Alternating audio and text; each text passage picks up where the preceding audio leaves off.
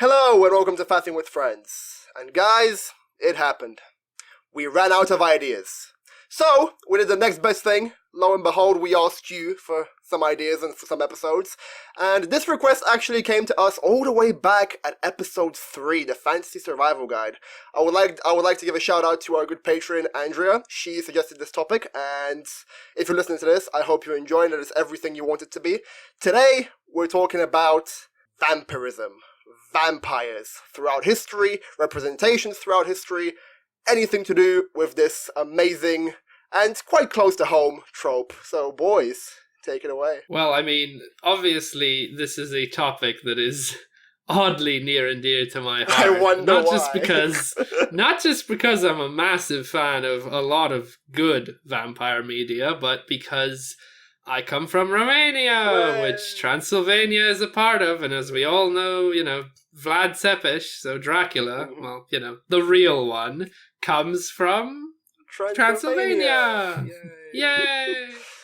I do know a good amount about both the historical personage, which I'll go into at some point, and just the fictional, vampires and, well, fictional. Some people might argue maybe they existed sometime. But we'll go into the semantics of that at some point probably as well. I think that's a very important distinction to have straight away. I think we should cover first the folklore aspect before we dive into the literature aspect, being the incredible literary students that we all are, being quite familiar with the works of fiction. But, so do you guys want to start with the actual myth of the vampire? Yeah, I think Joe has some things he might like to tell us. Right, okay, Tell cool. us, oh great teacher. Well, thank you. Go on. I am flattered. So, it comes from the Greek and Slavic folklore, but mostly the Slavic folklore, the myth of the vampire. And the myth of the vampire is the belief that when a dead person has not had its proper funeral rites, it's likely for it to rise from the dead and awake at night, searching for its victims, to suck their blood, and ultimately to take them to the afterlife with it. So it's a very primal fear that humans have had about vampires. And at the time, you would be forgiven for thinking that it was, a rational fear. Even today, people might fear vampires, and, we can have people who might feel like energy vampires. They drain your vibes or whatever. And that's a thing. So, so that's the myth. And the continuation of that myth is that these vampires are usually repelled by either crucifixes, garlic, and daylight. Yeah. Because clearly they rise at night and they can't stick around. Yeah, that comes from the, inherent connection of if they're an unholy creature that didn't get its rightful, religious burial rites and it exists because of that purpose, then of course anything to do with, holy artifacts or, God or the church would by default be the, thing that would compel it to go away or to go to the afterlife where it belongs. That's right. That's exactly right.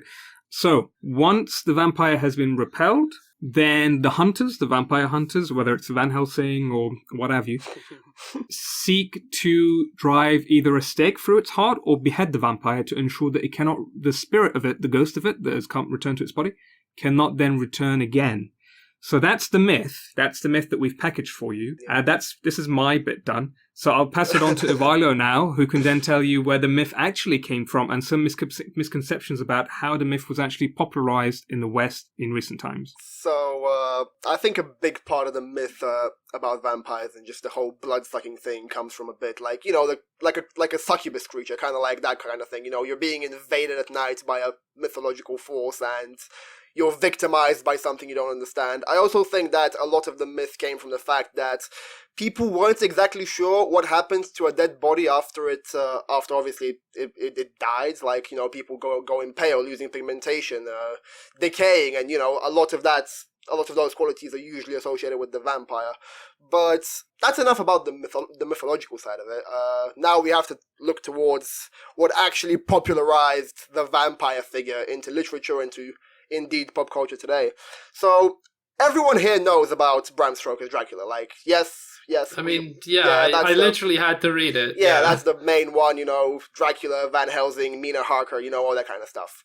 Now, the selected amount of people actually know that he was not actually the first person to incorporate the vampire into literature.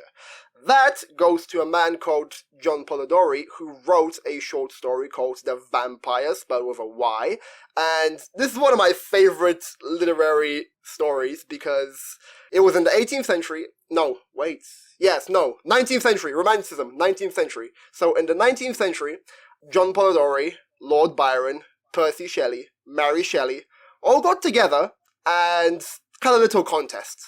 They decided to pretty much, work, and they had a meeting who could write the best horror story. So they wrote The Vampire, and that same meeting caused the creation of Frankenstein. How wild is that? Just how crazy is that?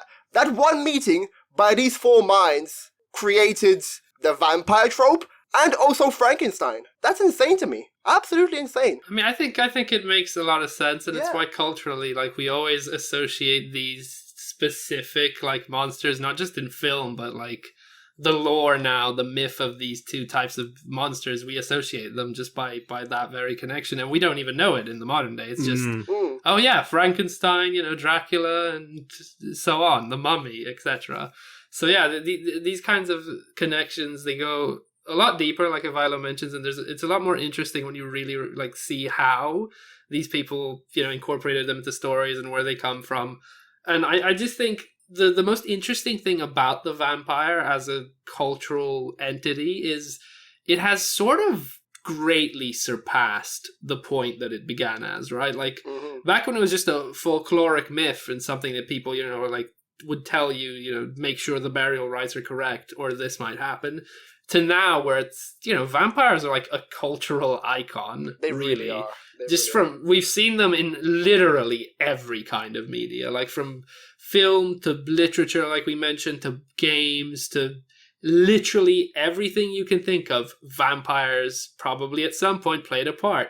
And I mean, to add in some modern pop culture, we know that there's a Morbius movie in the works for Marvel, right? God. Yes. So yeah, look at that.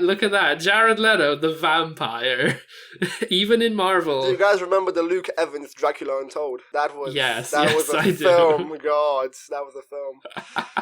I find it to be one of those funny to watch. It was sort of entertaining in how stupid and anime character superpowers he had. Yeah, it was insane. We're gonna touch on that base after because I know you know two legendary anime vampires already, but we're gonna cover more on that later. Yeah, but boy. The fact, I would give anything to be a fly on the wall during that meeting between all the big romanticism writers, and just how does one single gathering of minds create two of the most insanely popular, not just literary conventions, but just pop culture icons? That's insane, man. I still can't get over it. Sorry, I'm nerding out. They were secretly plotting the Universal Pictures Dark Universe Oh, all the way God. back then. They knew it was going to happen. Oh gosh. I hope you all have seen the horrible Mummy trailer without the sound, the one they released by accident. Oh, yeah. Oh my god. It's incredible. Without the sound mixing, you just have Tom Cruise screaming with no scene effects. But yeah, so do you guys know let's talk about the plot of these things for a bit, because I've read The Vampire. I don't know if you guys have, but obviously you guys can talk about Dracula, but I've read The Vampire from my MA, and The Vampire was a pretty big dick. Not gonna lie, his name was Lord Ruthhaven or something like that, and he goes around, he befriends this one guy called Aubrey, and he just starts seducing women. He seduces his sister. The guy commits suicide because of that, and he splits her neck open and bails in the middle of the night. Great story. I mean, vampires, at least in the classical sense, have always been dicks. Yeah, pretty much. They're not supposed to be good guys or heroic or, they're literally beings of darkness. There's a reason the crucifix is their exact polar opposite, because if they're so hurt by the good forces in the world, and they are by default just evil. And then we just have fucking Van Helsing with his crossbow and his cool hat, just coming around, just shooting people. So we've all seen that terrible movie with Hugh Jackman. Yeah, we have. Stephen Summers movie, yeah. When I was a kid, I loved that film, and now So did I. anytime I rewatch it, I'm like, this is so bad. What was wrong with me? It's aged terribly. Not gonna lie, it really has aged Yeah. terribly. I still love, like, certain aspects of it are cool. Like, the technology, like, being almost steampunkish, you know, the Oh, way he yeah. has these really cool, shouldn't really exist pieces of tech to help him. That was dope. I love Frankenstein that to this is day. in that movie. Oh, yeah. Yeah, for some I reason. forgot There's about also- that. It's a very, like, I feel like if we had shared universe crap back then, Yeah. that would have been the start of a shared universe Yeah, in film. right. So, with that being said, right, I would like us to go towards a very different direction.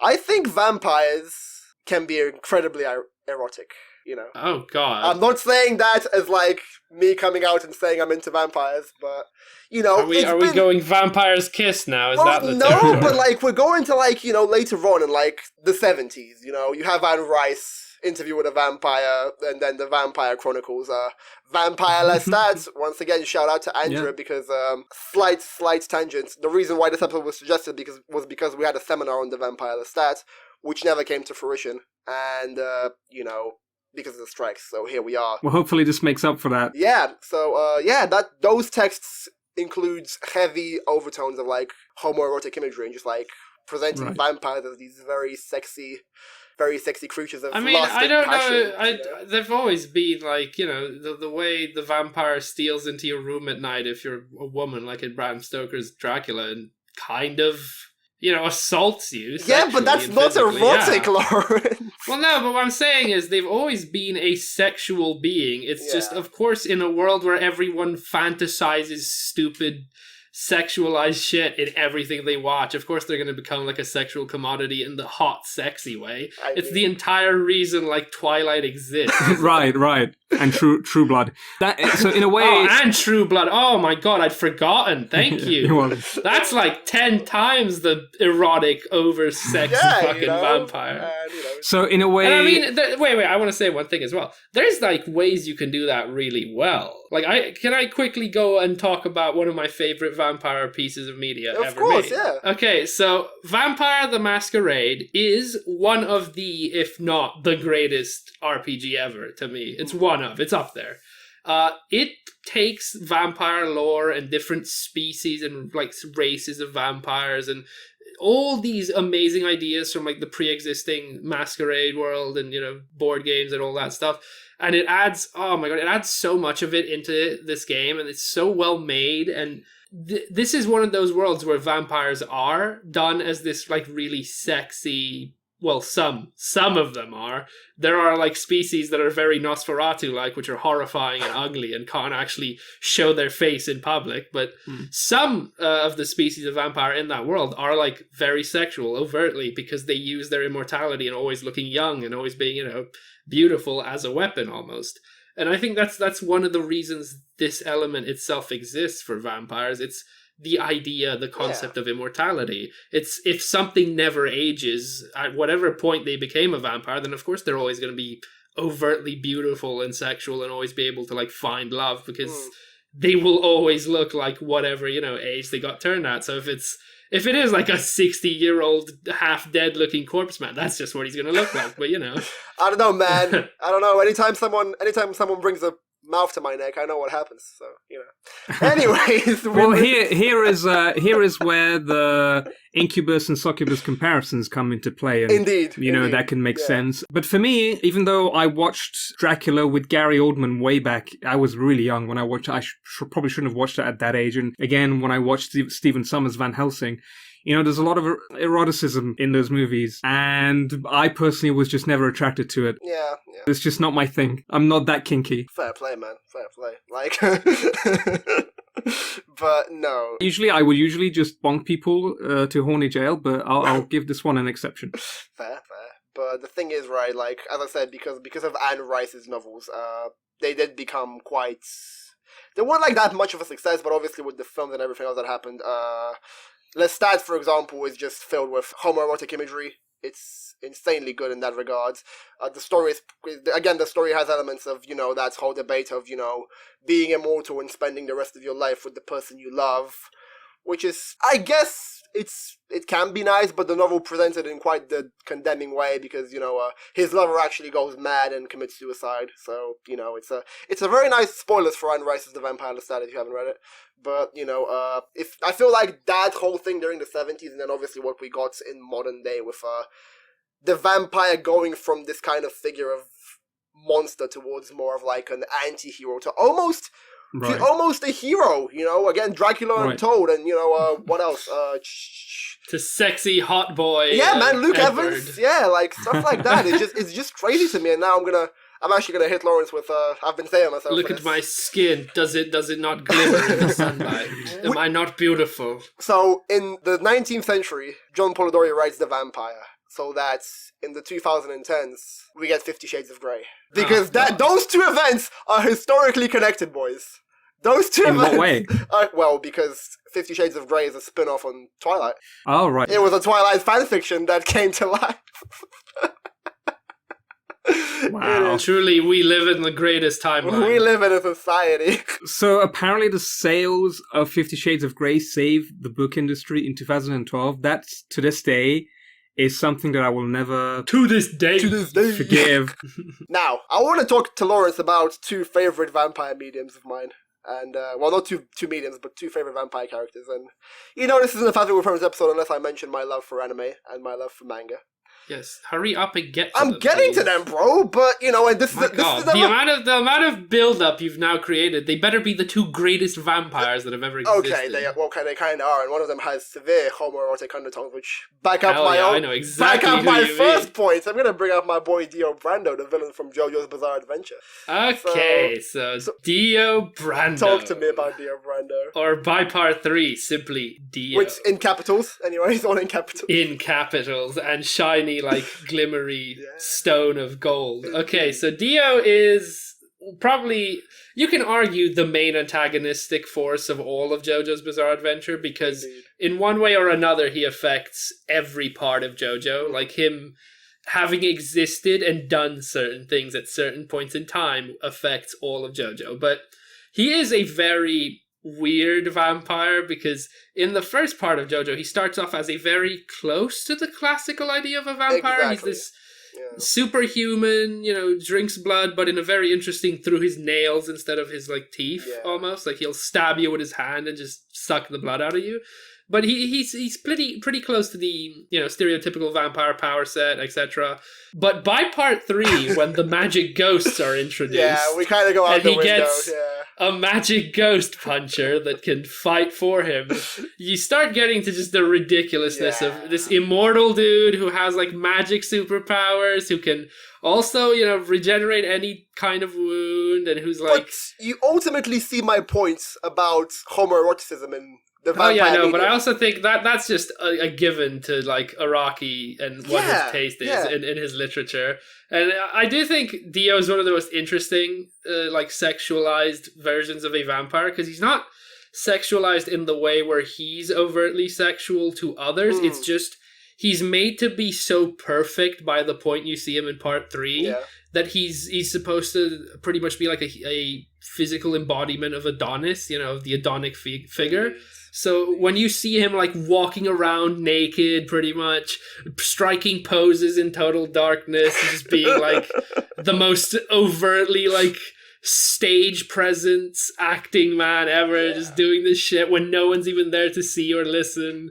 Like, yeah, of course, he has the, and because he has like Jonathan's body, who has like the ultimate, perfect form.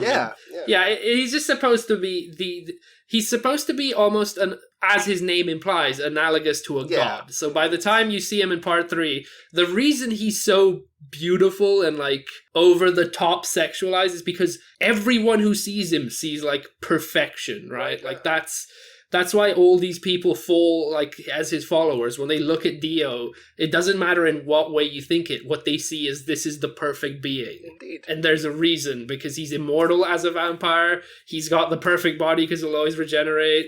he's got that look where he's like got the long blonde hair and he looks like a fucking rock star in the 80s. It's got the whole thing. It's insane. Also, the fact that he also manages to actually seduce a priest, which obviously that plays a part in the later parts of JoJo. His one of his most devoted followers and lovers is actually a priest. So again, this man he presents this idea of this perfection. He's so perfect. Implied lovers, because the publicist didn't allow Rocky to actually do it. Yeah, but again, insane. But no, it is one of those interesting dynamics in that entire manga. It's just the way Pucci, the priest, interacts with Dio. They have by far some of my favorite monologues in all of like manga when they're sitting around and just discussing philosophy for like entire 20 panels. Spoilers for the upcoming part 6. Spoilers. Yeah, anyway. Spoilers. You just have Dio going like, asking him these ridiculously like vague philosophical questions, and you see this like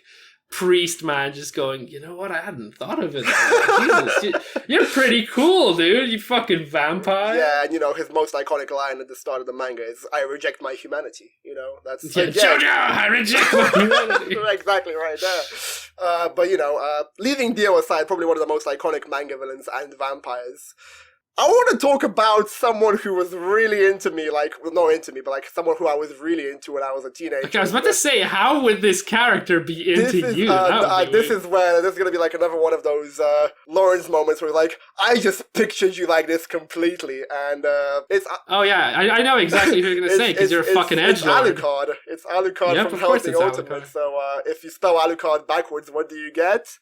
Oh, you get Dracula. That's crazy. Mind blown. Oh shit. Whoa. But absolutely. I knew you would go for Alucard. Yeah. It was such a given because you're such an edgy boy. I used to be even more edgy boy, and I used to watch Hellsing when I was a teenager. That actually reintroduced me to anime. Hellsing. I mean, I hated the original like adaptation, but Ultimate is amazing. Visually, it is like incredible. Its story is batshit crazy, by the way. But so Alucard is actually in service to a secret British organization. He's literally the original Vlad Tepes, who has gone through everything in history and has fought. He's romanced the Queen of England. He's romanced the Queen of England. There is a scene where the Queen of England touches his face very lovingly, and they have a very tender moment. It is so absolutely crazy. Then you have my man Alucard likes his gilfs old. But yeah, no, Alucard is also like the edgiest version of a vampire in existence. Really his entire power set is to the point where it's like he's not just a vampire, he's like the devil by the point of the end of this manga. Yeah, he's absolutely like his power set is absolutely ridiculous. It is what happens when you take the vampire mythos to its like absolute logical conclusion, which is you can now do all the Satan shit. Yeah. Just do it. Summon familiars, use your body as like a shape-shifting Lovecraftian madness monster, all that shit. Just Alucard does that. And by the end of the manga, he transforms again to his original Vlad Tepes form. So it's like, what the hell is this, bro? But, again, 2 examples of how, vampirism is really like advanced, and I believe Joe has I want to say something first. Of course, yes. The reason I think vampires have survived in media especially so well for so long is it is one of the few like monster type things that offer something for everyone, because as we've seen, there's so many versions, right? You can have your Dio overtly like homoerotic sexy boy who like strikes poses and is perfect and beautiful. You can have like Alucard from Hellsing, who's a horrible abomination who anytime you see him actually get in a fight, you're feeling bad for whoever he's fighting because it's so horrifying how he kind of goes about things. You have like vampires like, the original Nosferatu and that kind of look and that kind of type. And I think there's a vampire for what everyone needs, especially when they're thinking of stories, right? Of course, yeah. So you have all these different like things that you can just slide in and be like, yeah, but I want my vampire to look like this, or I want my vampire to serve this function in the story. So it's so good that there's so many different types, right? Yeah, that's absolutely true. Absolutely true. I can't agree more. Now, I wanted to say something earlier in the podcast when it just somehow turned into like an erotic podcast. I was about to sprinkle it. with holy water. So I just wanted to say a few things. My contributions to this debate before I ask you guys a question to answer at the end. I'm sure Lawrence has something to add before the end. So I have a story about when we went to Whitby on a school trip. We were reading Dracula, so we went to Whitby on a school trip. We stayed in Sneaton Castle. We saw someone wandering around at night in a greenhouse. We thought maybe it was Dracula, at least I did. So You have said this story on the podcast before, just so you know. It hasn't released as an episode just yet, so don't tell the listeners yet. Oh. They'll have to wait until they get Listeners, to a mystery I hope you're primed episode. for more spooky stories. And the other personal story I have is that the first time I ever went trick-or-treating, I dressed up as Dracula. So that's the personal stories. Oh, yeah. I wanted to mention the Bolton theory. So in Game of Thrones, the Bolton theory is that Roose Bolton has lived for 1,000 years because not only does he let blood through leeches, but he takes the form of his sons and so on and so on and so forth so that he can live forever, and that's why he's basically grooming Ramsay. So that's that. Now the question I'm going to ask before we answer it at the end, you don't have to answer it now, and I can pass it on to Lawrence to finish off. For you guys, you must have mentioned it by now, but if you would say you have one or two favorite representation of vampires in media, what would it be? There's a lot of vampire media that we have not mentioned, you know. There's a lot of like funny stuff with, I can't remember, I think it was Christopher Lee who played a really trippy Dracula, but I'll hand it over to Lawrence and then you guys can answer this question at the end. What's your favorite representation of vampires in media? Okay, so I want to say something. I knew you'd go back to fucking Game of Thrones because it's a once an episode thing. Yes. But there is a sort of kind of vampire in Game of Thrones lore-ish. There's the one lady, I forget her name, but she used to like bathe in the blood of younger women or whatever, and she would not age. Apparently the myth was in Game of Thrones. Rings a bell. I think, yeah, I don't remember exactly. It was too long since I've read like The World of Ice and Fire and all the extra material, but there's absolutely a character that is very vampire lore. I think even her sigil for the house is like bats or something. Oh, was it Lady Went? I think it was Lady Went. Yes, Yeah. Lady Went. There you go. But yeah, I was gonna go. Actually, no. Let me correct myself. It was Lady Lothston, not Lady Went. Lady Went was a successor who became the grandmother of Catelyn Tully, if I'm not wrong. Grand. But see, there is a very vampire-like character in that series. George has literally aped everything on Earth in his fiction. Oh yeah. I wanted to talk about a person, historical person, we mentioned slightly at the start and then completely stopped really talking about. And that is Vlad the Impaler, Vlad Tepes. Oh no. Now, Oh dear. I think the most interesting thing ever about why this personage inspired like the fictional Dracula that you then get in Bram Stoker's is he's such an interesting person historically, because most people who know the history know that, you know, he was ruler of Wallachia, which was a place, That's right, by the way. that's Real right. place, not just like Castlevania. Mhm. Yeah. But there's so much interesting crap that happened in his life. First, his father like almost gave him in ransom to the Ottomans when he was a child to be raised by them and grown up there and taught by them and educated, because his father used the Ottomans' help to take Transylvania over again, right? Yeah. And afterwards he betrayed the Ottomans and died. And then Vlad himself finally got to take control of the country. Now, Vlad, having been educated by the Ottomans and learning a lot of their tactics historically, right? The way they used to use fear as a weapon, as a tactic, you get this person who hates the Ottomans but has learned from them completely and utterly, like their tactics, their way of life. He'd been taught about the Quran. He spoke most languages that were like common in the Middle East by the end. And he becomes the greatest like threat to the Ottoman Empire in that area for his lifetime, as a direct result of them almost like teaching him too well, of him understanding his enemy perfectly. And that's the reason in Romania he's seen by many as a national hero, is because he repelled so many Ottoman invasions during his time as like ruler of, you know, Wallachia, that it's almost unbelievable, because he didn't have the greatest forces, right? He couldn't match the actual Ottoman Empire. But whenever they had a go at him, he would pretty much single-handedly, with his troops, just repel them. And him having gained the reputation of the Impaler, you see... Yeah, how do you justify the forest of spikes? Well, that's You know? very easily justified. Like I said, he learned from the people who raised him. And the way the Ottomans would use terror to scare enemies into giving up before they even started wars at times, he learned to use it to scare them away from his domain by the end. So every time he'd have a forest of impaled corpses or living people getting impaled alive, he knew that when the Ottomans came again and saw that, they'd shit themselves. They'd be like, this fucking guy is Metal as fuck. horrifying. He's metal as fuck. Right? Yeah. But no, that's the most interesting thing, because historically, to anyone outside of Romania, he's a villain because he did such atrocious things. But he's one of those like historical figures where if he hadn't done that, Romania would have gotten ransacked by Ottomans and just destroyed so many times over. Like one during other that country period. right next to you, R.I.P. Yes, Anyway. like one other country right next to us that got completely fucked. I bet you wish you had a Dracula, Ivaylo. Hey man, we had Ivaylo. we had a good revolutionary after, but we move. No, I think it's a very fascinating character historically, and I think that's the reason the myth was so strongly For sure. inspired by him, like literature-wise. Why even now, like you mentioned, Alucard is still Vlad Tepes. It's still based off of this historical character because there's so much you can do with him. He's so intriguing. Also, it's his house is House of Dracula, so yeah.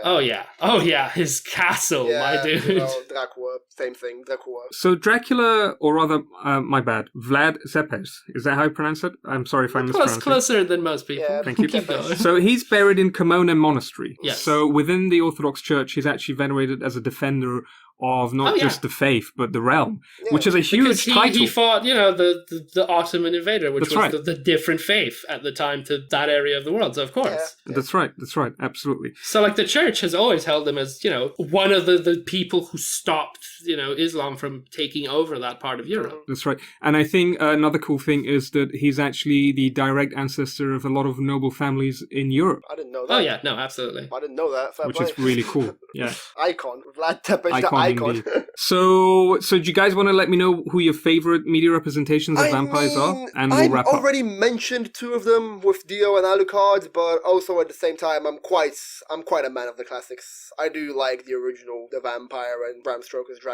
I think that vampires do act better as antagonistic forces as compared to anti-heroes and rather heroes as like the Twilight films present them. Right. I think for me, right, personally, I think my favorite, all of the vampires in Vampire the Masquerade, which is why I recommend that game a lot. Oh, yeah. But also other media, I'd have to say the very comical version that Taika Waititi made. Oh, yeah. What We Do in the Shadows, the film specifically. Yeah.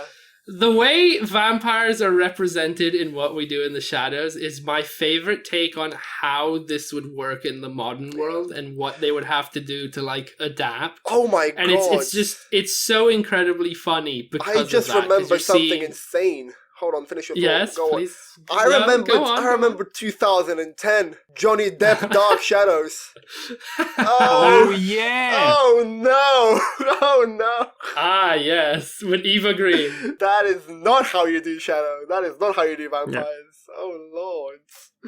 I mean, hey, it's one of his supposedly worst movies. I've only seen it once and I remember nothing. Yeah, so fair yay. play. But yeah, I'm completely in agreement with What We Do in the Shadows. Absolutely great film. Love it. Nice. What about you, Joe? What are your favorites? So mine are Legacy of Kain games. Yes. I agree. I've played those. Absolutely. Kane's amazing. Amazing.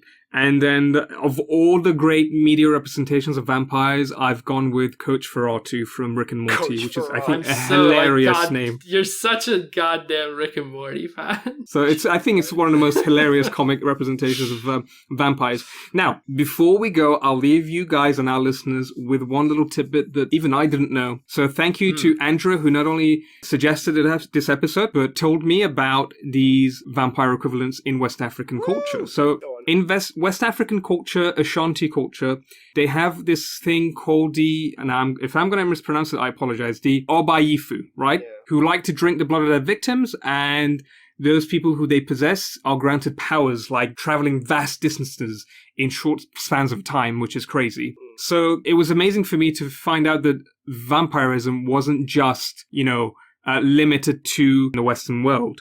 And my own theory on vampirism, if I haven't mentioned it already, is that I think it's a cool theory that vampires are anemic. I kind of am a little bit of a vampire because I don't go outside. I'm growing a bit pale because of that, and I'm anemic, so I'm iron deficient. Joe's slowly becoming the Nosferatu version. Yeah, where he's like in the corner going, hissing at you. Yeah, exactly. Vampires aren't bad guys, Okay, before we go, I have one last suggestion Go for for our gamers rise up out Hell there yeah. who love listening to this podcast. Anyone who hasn't played it, there is a game called either Vampire or Vampire, because it's got the Y. It's one of those. It is quite new, 2018, I think. It does a very interesting representation of vampires. It's pretty modern, so it doesn't feel as janky as if I made you go play, Vampire the Masquerade, which I still think you should, because you're all assholes if you don't. But if you want something more modern, Vampire or Vampire, it is a fun game. It explores the lore somewhat of vampires. It has an incredible orchestral soundtrack. I still listen to it when I do work and shit, so check it out. Awesome. Enjoy. Awesome. Thanks for the recommendation. So I hope you've all enjoyed this episode. Please tell your vampire cousin Randy. Tell all your friends and your family. Go follow our socials, like, comment, subscribe, share. And if you like this episode, please suggest more, and we'll do more most likely, because we are kind of running out. Yeah, man. So our creative juices are dying, bros. Help us, sustain us. Anyways. Yeah, we've almost made it, boys. Just give us more ideas. Yeah, bro. We greatly appreciate them. And if you want to see your episode on Faffing with Friends, just leave a comment below. Yep. So I've been Joe. This has been a Ivaylo vampire connoisseur. And, yes, signing off. Bye. Bye. Yep. Bye.